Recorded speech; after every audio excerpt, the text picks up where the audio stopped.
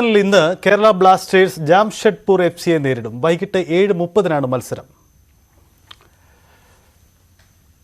M G Mithun നമുക്കൊപ്പം ചേരുന്നു. മിഥുൻ, കേരളം വീണ്ടും കളത്തിലിറങ്ങുമ്പോൾ എന്തൊക്കെയാണ് പ്രതീക്ഷകൾ? എങ്ങനെ?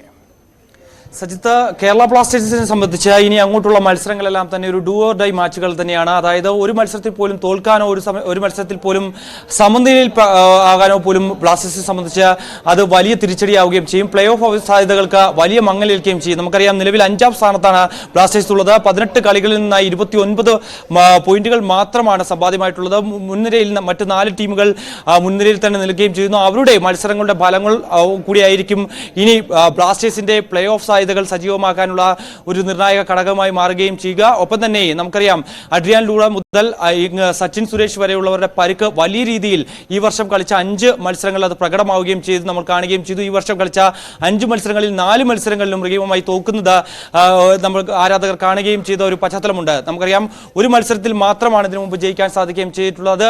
കൊച്ചിയിലാണ് ജയിക്കാൻ സാധിക്കുകയും ചെയ്തിട്ടുള്ളത്. ഏറ്റവും ഒടുവിൽ കളിച്ച മത്സരത്തിൽ മോഹൻ ബഗാനെതിരെ വലിയ തോൽവി ഏറ്റുവാങ്ങേണ്ടി വന്നു. അതായത് 4-3 പരാജയം അറിയേണ്ട ഒരു സാഹചര്യം ഉണ്ടാവുകയും ചെയ്തു. എന്തായാലും ജംഷഡ്പൂർ എഫ് സി ബ്ലാസ്റ്റേഴ്സിനെ സംബന്ധിച്ച് അത്ര വലിയ എതിരാളികളാണ് എന്ന് പറയാൻ സാധിക്കില്ല.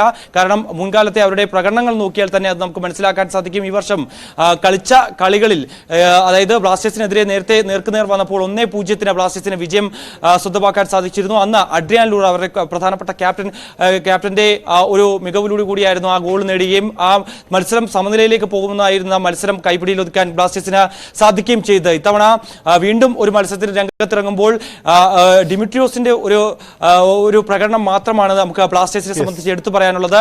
മറ്റു താരങ്ങൾക്കൊന്നും തന്നെ ഒരു മികവിലേക്ക് ഉയരാൻ സാധിക്കാത്തത് നമ്മൾ കഴിഞ്ഞ മത്സരങ്ങൾ കാണുകയും ചെയ്തതാണ്. എന്തായാലും ഇനി അങ്ങോട്ടുള്ള മത്സരങ്ങളെല്ലാം തന്നെ വിജയിച്ചാൽ മാത്രമേ പ്ലേ ഓഫ് ബ്ലാസ്റ്റേഴ്സിന് സജീവമാക്കാനാകൂ.